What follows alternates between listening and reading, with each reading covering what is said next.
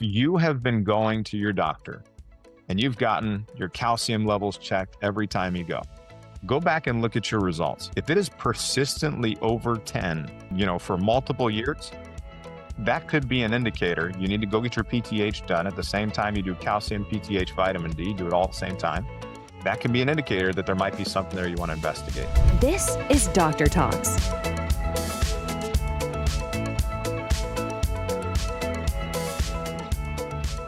Welcome to the Conquering Chronic Inflammation Summit. I'm your host, Dr. David Jockers, and today I've got the honor of interviewing the bone coach himself, Kevin Ellis. We're talking about inflammation, the silent bone loss threat, plus how to prevent and reverse osteoporosis. And we're going to go through advanced nutrition strategies for strong bones and a healthy body. Kevin Ellis is known as the Bone Coach. He's a Forbes featured integrative health coach, podcaster, YouTuber, and the founder of bonecoach.com. Through a unique 3-step process and a world-class coaching program called Stronger Bone Solution, he and his team have helped people with osteopenia and osteoporosis in over 1,500 plus cities around the world get confident in their Stronger Bones plan. His mission is to help millions of people with osteoporosis build stronger bones and to help our children and grandchildren create a strong and healthy foundation so they can lead long, active lives. You guys are in for a treat here. Of course, you can check out Kevin, the Bone Coach, at bonecoach.com. Pretty easy there. So without further ado, let's go into the interview. Well, Kevin Ellis, the Bone Coach, always enjoy our conversations. And so we've got to start by obviously this topic of osteopenia and osteoporosis, really common conditions. Most people think they're associated with like a calcium deficiency. That's kind of what we're told. And really we're told medications are the only solution, but let's jump into that. How common is osteoporosis and osteopenia, and how does somebody know if they actually have it?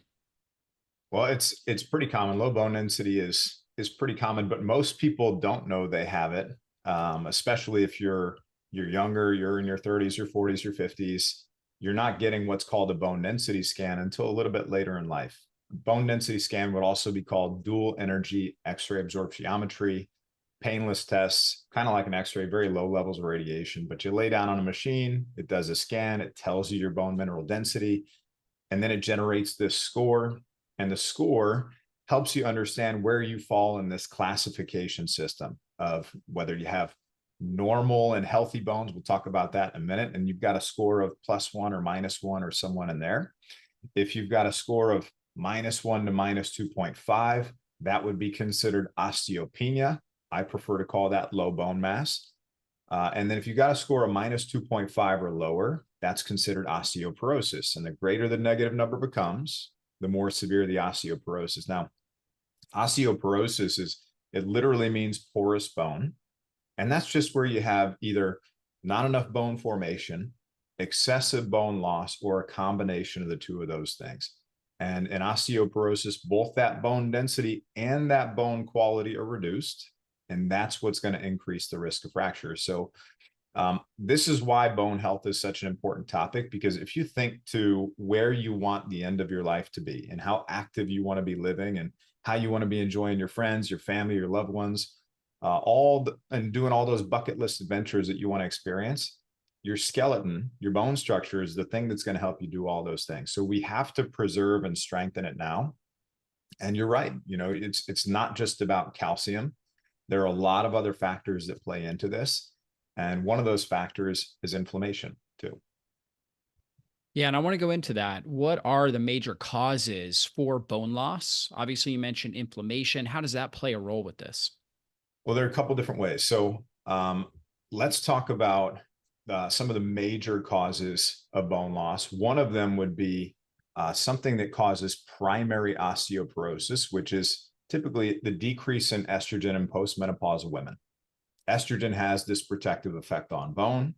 When estrogen levels decrease, as they do during menopause, that causes an increase in the activity level of cells that break down bone. Okay, but there are other causes of bone loss. We would call these secondary causes of osteoporosis. So this would be behaviors, conditions, diseases, disorders, medications. And some of those, are driven by inflammation as well. So Some of those contributing factors could be if you have chronic digestive distress for long periods of time, or you have issues with your gut health, or you have some kind of GI disease, so celiac disease or Crohn's disease or ulcerative colitis. When we have that gut inflammation and this disrupted gut immune response, we're going to have this altered immune cell activity and elevated inflammatory cytokines in that bone marrow microenvironment. Okay, so your bones, when people think about their bones, they think about them as just these static tissues that hold them upright and carry them through life. And they do that, and they do a really good job of it. But your bones are actually living tissue. They're endocrine organs. They serve as a reservoir for nutrients. They give us life, right? So within your bones, you have bone marrow. It's a soft, spongy material, produces 95% of the blood cells in your body. And if you need help with preventing bleeding or clotting, platelets are going to help with that. If you need help with carrying oxygen to the body's tissues, carrying carbon dioxide away from the tissues back to the lungs, red blood cells are going to help with that. If you need help with fighting infections, healing wounds, anything related to the immune system, that's where white blood cells are going to come in. Well, the cells that break down bone are a form of white blood cells. So anything that's stimulating that immune system is speaking in the same language as the cells that break down bone. So if you have, 70% of your immune system is in your gut. So if you have those chronic digestive issues, that can contribute to and fuel any of that bone loss that's taking place. One of the other conditions or things that can contribute to inflammation would be if you've got the obesity, high blood sugar, high blood pressure, abnormal levels of cholesterol, all those kinds of things that make up metabolic syndrome, all of that can have a negative impact on your bone health, can contribute to bone loss as well. And part of that is because we have these inflammatory messengers like interleukin 1, like interleukin 6, like tumor necrosis factor alpha, C-reactive protein, all of that contribute to that low-grade inflammation and increase the production and activity level of those cells called osteoclasts that break down that bone. Yeah, that's good. So when somebody has something like osteopenia or osteoporosis, they should be thinking not necessarily I'm calcium deficient, but they should be thinking something along the lines of there's some chronic inflammation that's affecting my body, that's chewing up my bones, and I've got to address that root cause. Now, when it comes to osteoporosis, you typically you don't feel it until it's late stage, right? So it's not something you just notice or feel. It's kind of like heart disease, it's a silent killer. But what are some potential signs that somebody's starting to develop that perhaps somebody could observe from the outside, or somebody could observe looking at themselves in a mirror or on labs? Yeah, some of the things that people, because you're right, it's silent. You're not going to feel bone loss. Now, you may feel a fracture. Sometimes Mm, that's the impetus for people going in to get a bone density mm, scan, getting checked, is they start to have pain in their vertebral bodies and their spine, or maybe they have a hip fracture or something like that. They go get it checked, and then they find out they have a fracture. So there could be some kind of pain that you already have that could be an indicator of fracture. But otherwise, you're not going to tell that bone loss is taking place. But you could have other conditions that are indicators that bone loss is happening. So if you've got, pain in your joints consistently, if you have, like I said, chronic digestive distress, if you have been taking certain medications for long periods of time, so glucocorticoids, known contributor to bone loss, this would be like prednisone. So when a person has an autoimmune condition, they're trying to put into remission. Sometimes a doctor may recommend prednisone for them. And I can tell you, if you start that medication or if you've taken it in the past, it will contribute to bone loss. You just have to be aware of that. If you take antidepressants, right? Some people go in, they're like, mm. they tell their doctor, I'm not feeling well, and they get an antidepressant. SSRIs, selective serotonin reuptake inhibitors, those are known contributors to bone loss. So you got to be aware of that. If people go into their doctors and they're saying, gosh, I have this warmth in my chest and a lot of pressure and I've got heartburn, that doctor might prescribe a PPI, a proton pump inhibitor, or an H2 receptor antagonist drug. And these drugs, they're designed to increase the suppression of or reduce the production of your stomach acid. And you need stomach acid to properly break down and extract nutrients from your food, like amino acids, like calcium, magnesium, iron, B12. You have to have good, healthy stomach acid levels for that. A lot of times people that are experiencing heartburn, they're going into their doctors when they actually have too little stomach acid in the first place. So, and they may end up on these drugs for these PPIs for, I've seen people on them for decades, not just weeks, decades. So medications can be contributors too. Autoimmune conditions, right? That immune component can be contributing factors. But we also have to understand that it may not just be the things that are happening right now. It could also be things that affected our bones when we were much younger. So if you've got kids and you've got grandkids, listen up, because this next part is really important. Is your bones are being formed, about 90% of your bones are formed, but by the time you're 0 to 18 years of age. Okay, so these are prime years to build good, healthy microarchitecture, good foundation for those bones. Just think, if you develop those healthy habits, if you help your kids and grandkids build a strong, healthy foundation during this time, it could add another 10, 20, 30 years of good quality to the end of their life. So that's why it's so important. That's why all of us, when we're talking about improving our health and doing these things, it's to set you up for a really good, active future. So you want those kids to be getting good diet nutrition, getting enough calcium. Yes, it's important for your bones. It's the primary mineral constituent. Get enough vitamin D, K2, and magnesium. Those are all great to be incorporating into your kids' diets, and try to steer away from, we all know this, but try to steer away from the sugary sweet drinks, the pop, excessive candy. Make your own organic berry bowls or something like that. Get the kids involved, but that's a good swap there. Get them active, get them outside, not just sitting on the tablets and kind of watching themselves. Get them out and be active. Why do we need people to be active when they're younger? Because when you're younger and you're out moving your body in short, sharp, dynamic movements, you're playing soccer, you're doing gymnastics, you're building that strong, healthy microarchitecture, good quality bone. That's really, really important. So those are just some things to be aware of, if you got kids and grandkids too. Yeah. Now, also, as people start to age, sometimes they notice that they start to shrink, right? They start to, they may have been 5'10", and then all of a sudden they're 5'8". Could that be a potential sign that they're having bone loss? Absolutely could be. Yeah. Absolutely could be. And that could be an indicator of, you're starting to get some compression in the vertebral bodies. There might be some microfractures that are taking place that need to be addressed too. Yeah. So that's a big factor. Also, like a slouched posture. You might go out and just watch people at an airport. You'll see a whole bunch of people that are just kind of bent over, right? And it's like they've got this, that downwards hump and this forward head posture that could be contributing to that as well, or could be a symptom of it. Yeah. So, and it's so many people, gosh, and I'm not perfect about it either. Sometimes I'm looking down at my phone. I'm not always holding it up, up here, but having the awareness around those things and understanding your body and when changes are taking place, having that awareness is so, so important. Yeah, super key. Now, what kind of labs are you looking at as well when it comes to bone health, overall inflammatory load, gut health? Great question. So now most people, when they're getting told they have osteoporosis, the only test they had, or one of the primary tests they have, is just this bone density scan.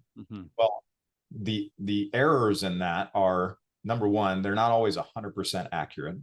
Number two, it's only telling you the actual mineral content of your bone. What it's not telling you oftentimes is the quality of your bone. So bone density and bone quality combine to create bone strength. So you may only have part of the picture.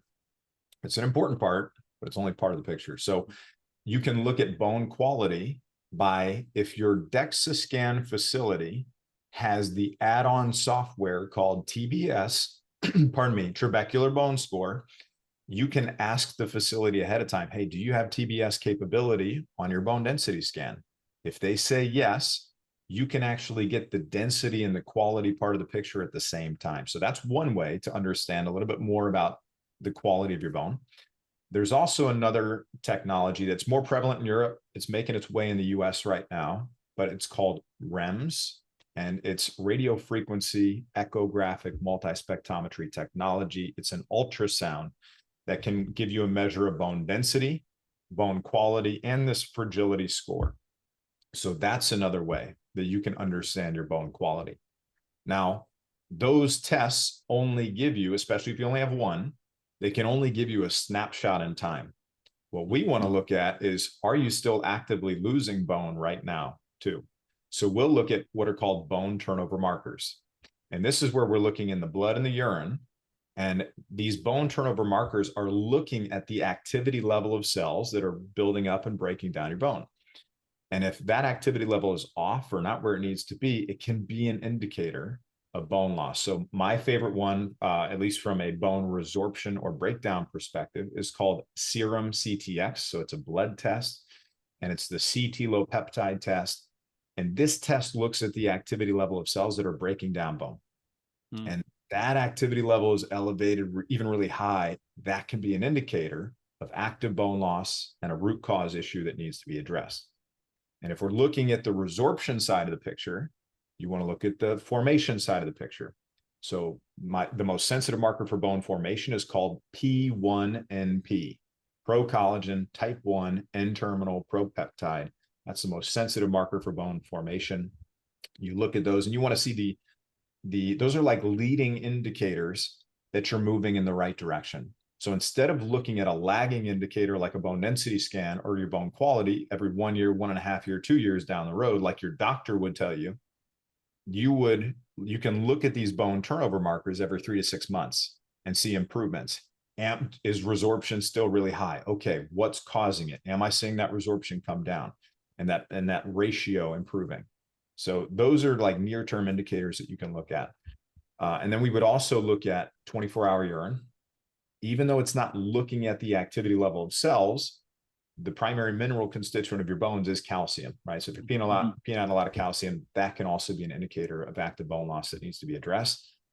And some of the other foundational tests I talked about how if you have gut health issues, that can be a contributor to bone loss, partially because of the absorption of nutrients. That could be a factor, but also because of the gut inflammation that we talked about can cause issues. So if you have not ruled out celiac disease yet, you want to go ask for a complete celiac panel or get all the tests that you want for the celiac disease. So TTG IgA, the total serum IgA, the IgG IgA antibodies, you get all those. That can help you understand where you're at from a celiac perspective. And then you would just get a confirmation of that with what's called an upper endoscopy, right? And what that test looks at is it looks for blunting of the villi. Now, the villi are these tiny little nutrient absorption centers in your small intestine. I like to call them like roots in your soil. And if you have celiac disease and you're consuming gluten, those villi can become blunted and damaged to where they can't do their job. They can't absorb the nutrients. So your roots are effectively damaged and you're not going to get that calcium. Your body still needs it to execute its daily functions. It's going to go to the bones and pull from there. And then a couple other major tests that I would check, because I see this actually quite a bit with people, is parathyroid hormone. You want to get PTH intact is what that test is called.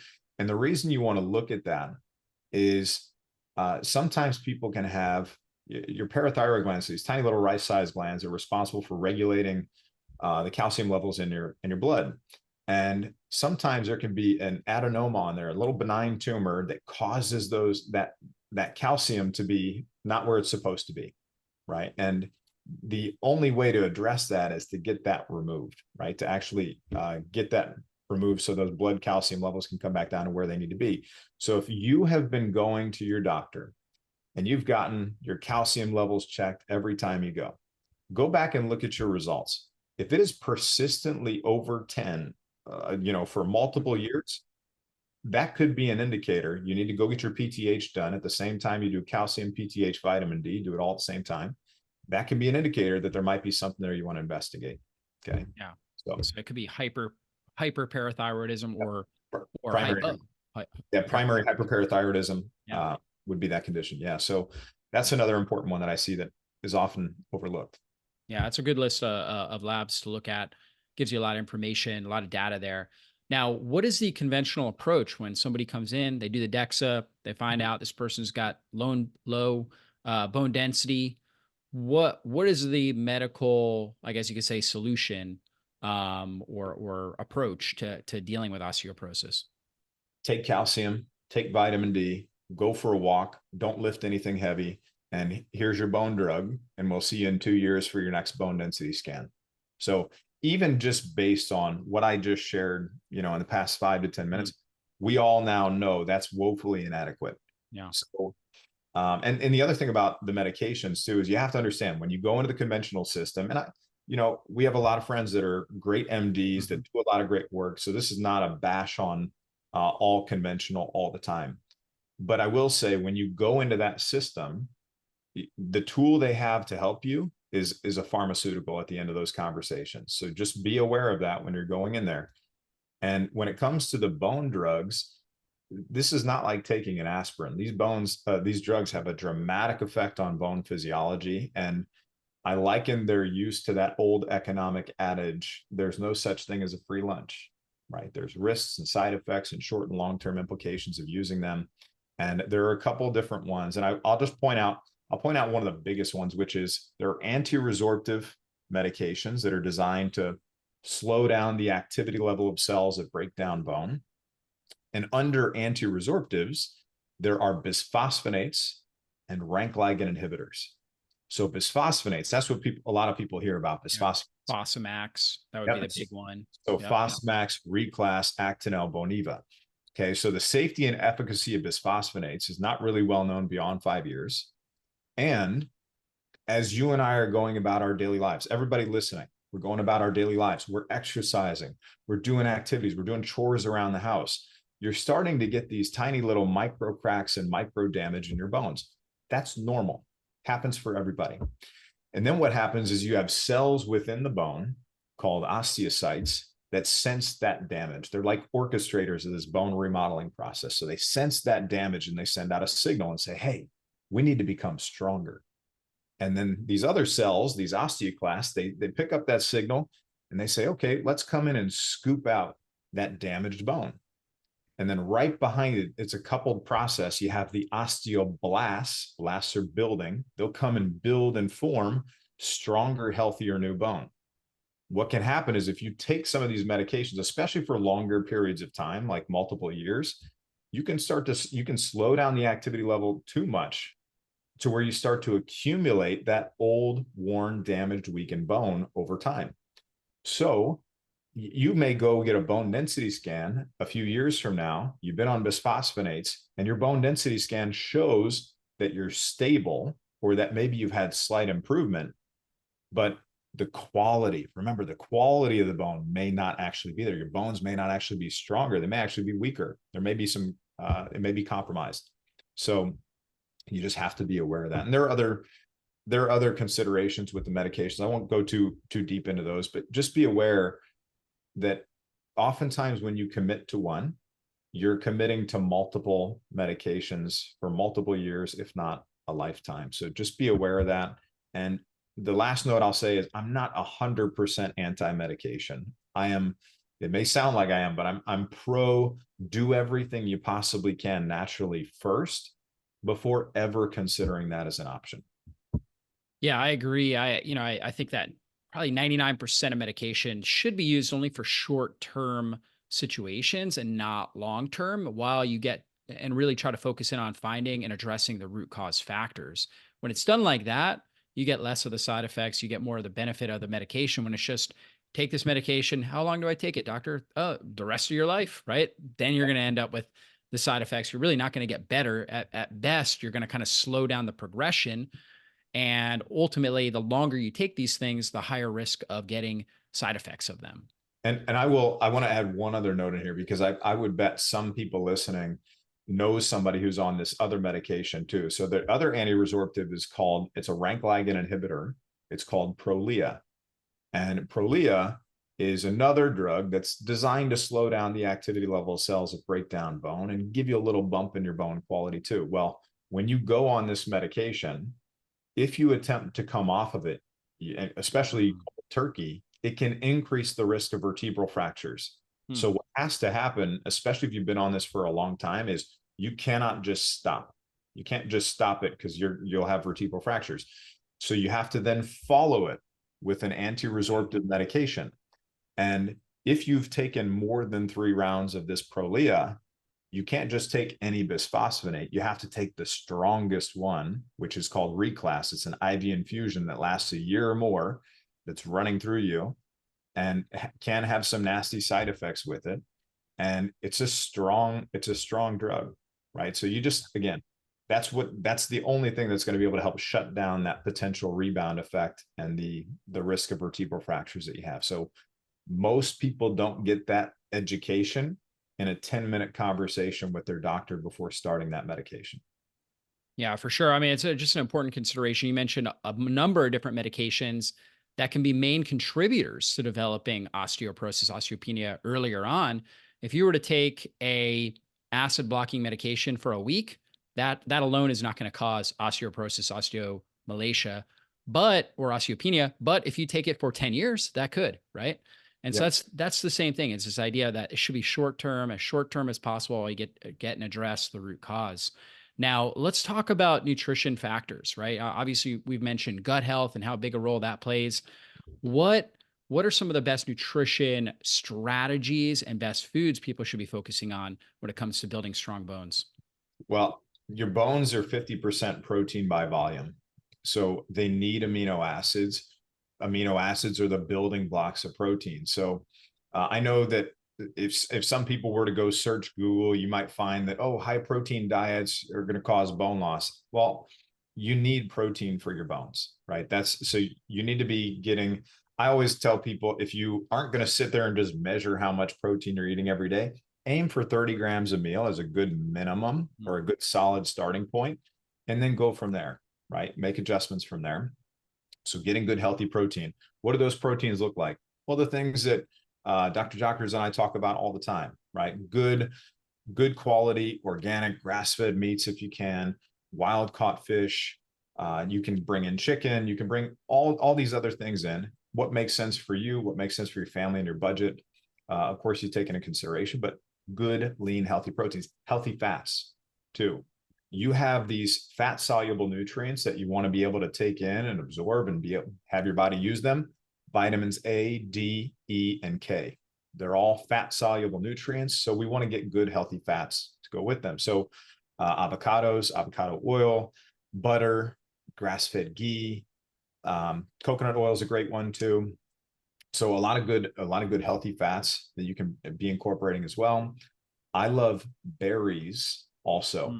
So one of the reasons I love berries is that they're a great source of vitamin C.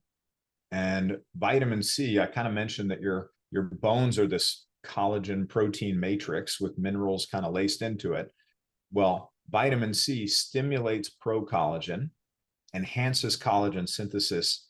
And for people that have higher intakes of vitamin C, they're going to have less fractures and stuff long term. So that we all know that vitamin C is great for all kinds of other benefits for your health. It's also good for your bones too. So you don't have to go find the rare camu berry or whatever other vitamin C berry, Amazonian berry there is out there. If all you have access to is what's local in your store and you get some organic blueberries and maybe a couple other types of organic berries, that's great, right? That's great and it's realistic for you. Go ahead and take that. Or you're incorporating citrus fruits, lemons and limes. Those can be good additions as well. And then one of my favorites, you probably heard me talk about this before, arugula. I love arugula. Yeah. So it is same cruciferous family of vegetables as broccoli and kale. It's rich in vitamin C, potassium. It's a great source of bioavailable calcium from plants, and it's low oxalate. It's a low oxalate green. So for those people who have issues with kidney stones, or they have chronic digestive distress, or you got issues with joint pain, that could be an indicator that you've got some oxalate issues, or you're going to have a hard time breaking down and degrading that oxalate. So probably swap the spinach for that arugula. It's going to be good. Yeah. And the other thing about arugula is a bitter green. So a lot of times when you have oxalate issues or gut issues, you have poor bile flow. You have poor stomach acid production and bile flow. So bitters like arugula, like parsley, some of these types of things, ginger can help stimulate that. So you get a lot of good benefits there. Yeah, I love that. I mean, bile is so important, right? Mhm. Produced in the liver, stored in the gallbladder. When you eat a fatty meal, it's going to be pushed in that small intestine, help you break down and emulsify those good fatty acids that we talked about to help you absorb those fat soluble nutrients, vitamins A, D, E, and K. So, yeah, this incorporating bitter foods is very important too. Yeah. Yeah. Any other foods? Are you a fan of? Oh, I know you love sardines, right? In the can. I love sardines. And but now see for me, my background being in the Marines and food was Yeah. a little more um it was more sustenance for me, right? It was Sure. just the thing you did to get to the next thing. So I know I can go eat a couple cans of sardines just right out of the and be just fine. I know a lot of people can't do that. So Yeah. or they need something else with it. So you can make like if you're trying to incorporate sardines to get the protein, to get the good omega-3s that are like dampeners of inflammation, and to get all the minerals in the right ratios that nature put them in. So especially for people who have an autoimmune condition, they're trying to put it into remission and they can't incorporate like a good grass-fed kefir, or they're trying to incorporate other bioavailable sources of calcium that aren't dairy. These sardines and mackerel that have the small bones in them that are really soft, those can be good bioavailable forms of calcium. So that's one of the reasons why I think you and I both really like these smaller fish, is because you get three great things in one. So if you're having trouble figuring out, well, how am I gonna incorporate these things? You could drizzle a little Primal Kitchen dressing on top of them if you want. That's got good healthy avocado oil, not soybean oil and all that junk. You don't want that. Or you could take an avocado and cut up some pickle and maybe a couple other things and make a little salad out of it, like a sardine salad that can actually sprinkle it with a little bit of sea salt. Here I am, just Chef Kevin, Yeah. laying out some good You could recipes. even do like a stuffed avocado. When you do Yeah, avocado, yeah, dice up maybe some tomato or something like that. yep, Kind of stuff the sardines in it. yep. You can do a little sardine pate where you blend it with some garlic and some other Mm, to help freshen it up. But just understand, when we're talking about foods, you don't have to look at it as just the food, right? It could be what the food becomes, what the food's a part of. And that's how you can start to incorporate these into your plan. So you still get all the benefits, but maybe you add in some creativity. And one thing I'll just say, and this is just a general note that I share with people about when they're trying new foods or they're trying new supplements. I know, especially when people are on a health journey and they're struggling and they put a lot of hope and faith into the things that they're doing. And sometimes those things don't work out. And a lot of times they do, but sometimes they don't. I always tell people to approach things with curiosity instead of expectation. And when you do that, your disappointment will disappear. So approach things with curiosity instead of expectation. That disappointment will disappear. And it just makes the journey a little bit easier and more enjoyable too. yeah. So as you're incorporating these foods, try to be curious how your body's responding to those. Because even we might mention 10 great foods, and there might be one or two that you don't respond well to, right? And so you have to personalize this for yourself. Just because these are foods that 80 to 90% might do well with, you may not.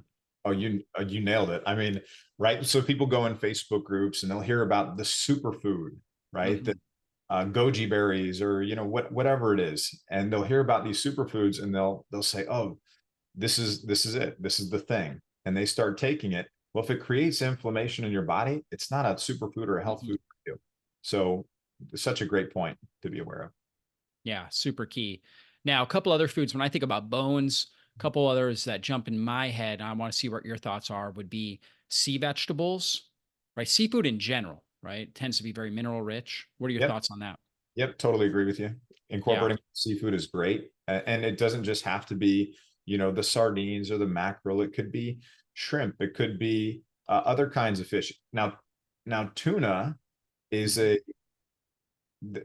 tends to have more mercury and things like Mm. that. But there are some brands that I have found that are very low mercury and tested. I think it's called Safe Catch, Yeah. maybe. So if you're going to incorporate those kinds of seafood, make sure that the testing actually shows it doesn't have heavy metals in it. But Yeah, and the albacore is the larger one. That's going to be higher on the food chain, more mercury than the chunk light. It's actually the cheaper one in this case. The chunk light is actually lower in mercury. yeah, yeah, but I love seafood. I love Mhm. incorporating seafood, so that's a good one. Um, yeah, and then I would say collagen is another great addition too. Love incorporating collagen. And then anything that's rich in vitamin K2 is also Mhm. great to incorporate. And some of those foods, if you were to try to incorporate, beef liver is one of them, grass-fed ghee and butter, dark meat chicken, pastured egg yolks, emu oil of all sources. That's actually a source of K2 MK4. And then K2 MK7 would be fermented foods, sauerkraut, kimchi, natto is one. Bacterial fermentation in our guts is actually another source. But the reason why vitamin K2 is so important is because it activates osteocalcin and matrix GLA protein. And what this does is it makes sure that that calcium that you're taking in, it's not going to the soft tissues like your kidneys and your arteries. It's going to your bones to help them become stronger. And that's exactly what you want. Right. So, Yeah, and we don't have an RDA or anything like that, or an amount of K2 at this point hasn't been studied in that way. Not that the RDA in general for any of these nutrients is enough, yeah. but there's really no recommended daily allowance for it. And if somebody's dealing with bone loss, like would it be wise for them? Obviously, they want to check their vitamin D levels, but I know there's a lot of vitamin D, vitamin K2 supplements, magnesium. What are some of the top things that they should be looking to include as far as supplements go? Yeah. Supplement from a supplementation perspective, K2 is probably one that you're going to benefit from supplementing. So if you're supplementing with K2 MK7, get something that can get you to the 90 plus micrograms, maybe 200 micrograms. Some people your needs may be higher than that. Mhm. If you're looking at the MK4 side, from the research perspective, the MK4 has actually been used as a treatment for osteoporosis in Japan. Hmm. It was 45 milligrams, and it was 15 milligrams 3 times a day. And that is not saying that that's necessarily the recommendation for every single person, but um, those are just, you're probably going to want to supplement with MK4. It's like it acts like a vacuum cleaner almost, like pulling calcium into the bones, right? Just increasing that gradient, getting that calcium in. Yeah, and then one of the other ones that you mentioned that is so so important. I mean, a lot of us talk about it for other health issues and for Yeah. sleep and all kinds of stuff, but magnesium is so important for your bones. So we did talk about calcium. That is the primary mineral constituent of your bones. I always tell people, try to get as much from your food first as you possibly can, and close the gaps with supplementation if and when necessary. Don't exceed 500 milligrams a day in supplemental calcium. And you have to understand too, as your calcium and your vitamin D intake increases, so too does your need for magnesium as well. So magnesium is important for your bones, not just to help with the ratios, but also remember I said when you're taking in food, you're breaking down that food, specifically protein, you're breaking down that protein into amino acids, right? That's the building blocks of things in your body. In order to rebuild anything inside your body, you have to have magnesium to do that, among many other functions, but that's one of the most important ones too. So I'm a big fan of magnesium and supplementing with that as well. Yeah, super good. So a lot of really helpful suggestions here. Helpful foods focus on labs. Gone through a lot.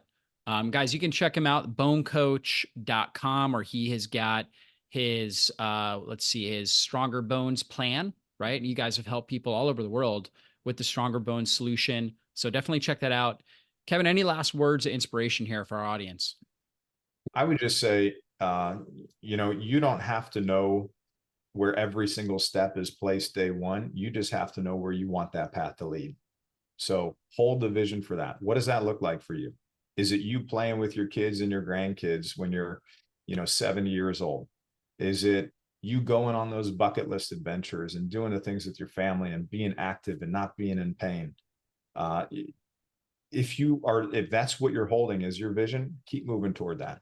Right. So you don't have to know where every step is placed day one. Just follow the guidance, keep making progress, keep moving forward, and you'll get there. Awesome. Great words of inspiration there. Kevin, thanks again so much for sharing your time and your expertise here with my audience. I know people are going to love this. Guys, definitely check him out.